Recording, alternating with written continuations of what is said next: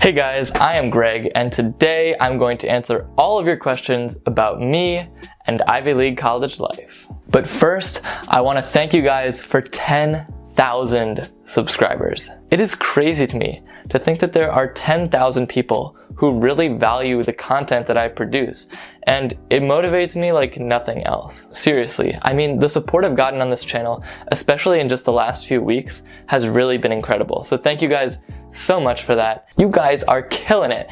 Now, to keep the momentum going, just drop a like on this video right quick, and please hit that subscribe button if you haven't already. Today we're just gonna get right into the video, no intro or anything like that. You guys asked so many questions that I just want to get through as many as I can in the time that we have. So first we have a question from Mystical Aura, who asks, how many years of language did you take in high school? Does choosing between two languages in high school come off as a benefit or just a mere waste of time? Great question, Mystical Aura. So I took two languages my freshman and sophomore years of high school, Chinese and Spanish.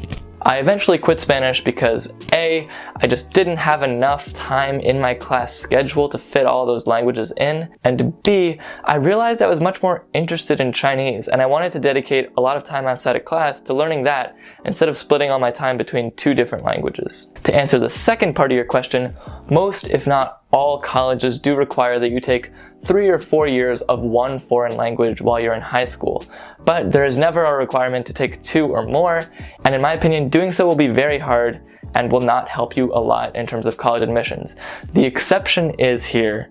If one of your passions is learning new languages, then taking multiple language classes in school is one way that you can demonstrate that through your application. So next we have a question from Snigda Roy, who wants to know, is it true that recruiters from top companies offer internships and offer you jobs out of college right away? My answer to that is yes and no. At a school like Princeton, there are always recruiters on campus. I get multiple emails and invites every week to recruiting events for companies such as Goldman Sachs, JP Morgan, Google, and a bunch of other big names. But just because companies recruit at Princeton does not mean that Princeton students are all guaranteed a job at one of these companies. There are so many students interested in working at these companies due to their very high starting salaries. And these people are not dumb, okay? They're all Princeton students. They're all working extremely hard to get the job that they want. Just because you made it into an Ivy League school doesn't mean you've proven your worth. There are still too few spots for the amount of jobs available at these top companies. Our next question is from Phoebe Yu, who asks, did you apply to Princeton more for its education or more for its name? The name. Duh. For sure. Yeah, the name. Next question. Ashley De Leon, which I probably just butchered, asks, what inspired you to create this channel? That is a deep question. Thank you for asking, Ashley. First off, I've been acting and performing since I was like 6 years old. I've always been really interested in creating videos, creating content, creating plays, and I've actually had a few YouTube channels before this in the past, which have now all gone private. I don't think the world needs to see prepubescent me playing Minecraft. It's just, it's something the world could do without. No, but besides that, I run this channel and produce free content for you guys because I believe that the majority of high school students are really in the dark when it comes to the college admissions process. And I feel like even though I had a really great college counselor to help me, I sort of felt the same way. So once I finally figured out the system and applied to all these colleges, I decided I wanted to be that resource that when I was looking at colleges, I would have loved to see on YouTube. And one other reason that I do YouTube is so that I don't have to get a part-time job. I actually make, a few $100s a month off this channel just from ads and things like that.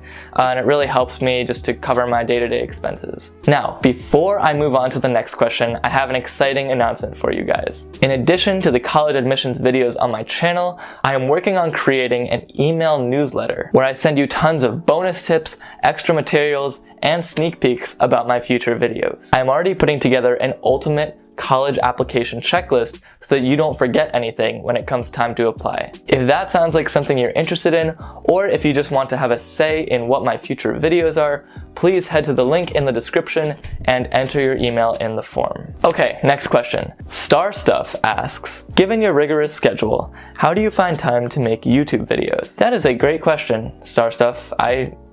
don't know if I really have an answer. Usually, I won't really let myself work on YouTube videos at all until I've completed all of my homework for that week. This actually motivates me to get my schoolwork done because honestly, doing YouTube is a lot more fun than doing my problem sets. But like I said, I don't really have a great answer. I've been wanting to post more frequently, but I really just can't manage to do more than once a week given my current schedule and all the work I'm doing, and it would just put too much stress on me. Next, we have a question from Temidayo Arise. Now that is an interesting name. This person wants to know, how's the students at Princeton? Are they cool, or do they just mind their own business? And they even put this little winky face at the end. So before I first came to Princeton, I was a little worried that everyone was going to be super nerdy and like a little introverted, and not that there's anything wrong with that, but I just thought that everyone would sort of have the same personality and it would be hard to make a lot of friends because everyone would be so dedicated to their studies. And boy, I was wrong. When I showed up here, people were actually really sociable, and there were parties going on every weekend. I was being invited to parties for the first time and I was like, what is going on here? Honestly, college is going to be great. No matter where you go, there's always going to be enough sociable and fun people to hang out with, whatever college you're at. Next question.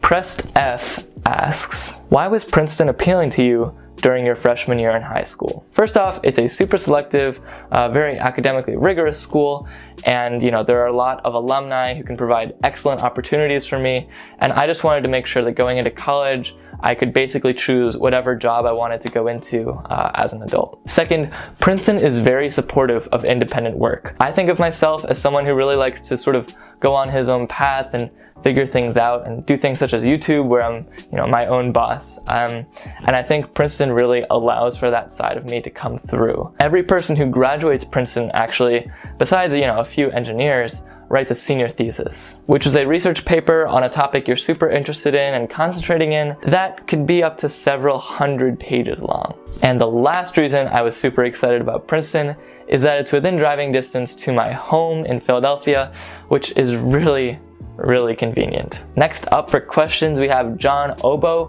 who actually sent in 6 questions. Sorry, bud, I'm only gonna get to one of those today. He started out by asking about study tips and time management. I think I'm actually gonna dedicate a whole new video to that in the future, so stay tuned for that, John. Okay, so John asks, how do you heal yourself after stressful times in college? Hey, I really appreciate that question, man. There are a lot of things that I do regularly, habits that I've instilled for the sole purpose of preventing stress. One of these is I meditate for 20 minutes every day without fail. And what this allows me to do is not only relax, but if I'm coming out of a test, maybe an argument with a friend or something like that, I'm really able to reflect on what happened and respond less emotionally than I otherwise would. In addition to meditating, I also hit the gym with a few close friends of mine, like around 3 times a week, maybe 2.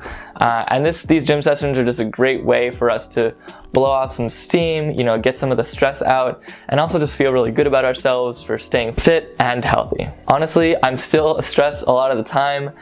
Princeton's just a really demanding place, and it's hard to stay calm when you have 10 million things to do.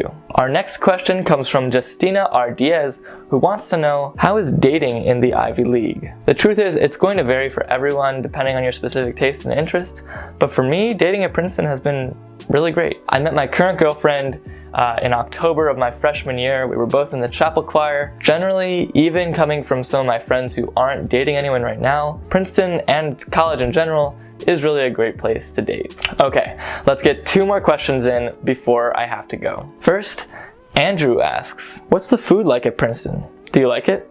Did you gain the freshman 15? To be honest, the food at the dining halls is not the best here. I remember when I first came to Princeton, I was super excited about the dining hall food.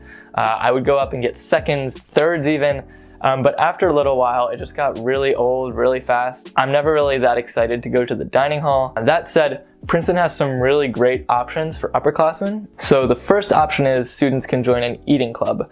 Basically, an eating club is like a big fancy house where you go eat your meals. It's like a more selective cafeteria almost. In addition to eating there, you can also just hang out. They'll have like TVs, pool tables, and it's like a great place to study and hang out with your friends outside of meals too. A second option is a co-op. Basically, you will cook for your co-op once a week, and on the other 6 days of the week, you'll have other members of the co-op cook for you. And and all you have to pay for is the groceries, so it's like super cheap, a really attractive option to people who either can't afford eating clubs or aren't about the whole social culture of the club. And the last option is students can go independent. So they pay nothing to the university, but the university does not give them anything either, except the university does have independent housing to ensure that these students get access to a kitchen and other supplies that they'll need if they're living totally on their own. Now that I've answered that, there is one last question that you probably all know because I've included it in the title. Here it is. Laughs a Lot wants to know, have you ever smoked weed in high school or partied? Anything like that? What do you think about partying in high school? Laughs a Lot, thank you so much for coming up with my clickbait title for me. If we're being honest, I was a total nerd in high school. 9th grade, 10th grade, 11th grade, I did not go to any parties. I was always hustling, working on my homework, doing extracurricular activities, doing a bunch of nerdy stuff, watching TV maybe once in a while, but I didn't really go to parties. That said, once I applied to college, it was a different story. I went to a few parties, I ended up hanging out with my friends a lot more, and let's just say I definitely rewarded myself for all the hard work I'd put in. Personally, I've never been super excited by parties. It's not, the most fun for me, but I think that partying isn't really an issue as long as you're making sure that it doesn't affect your performance in school. Also, just don't do anything illegal and mess up your entire future, please. So unfortunately, that is all the questions I can answer today. Sorry guys, it's been so fun answering all your questions. I hope that I got to yours. If I didn't, just leave a comment, ask it again. I'll try to respond to everyone, but no promises. Also, hit that subscribe button as always if you're interested in this free college admissions content. Bye guys.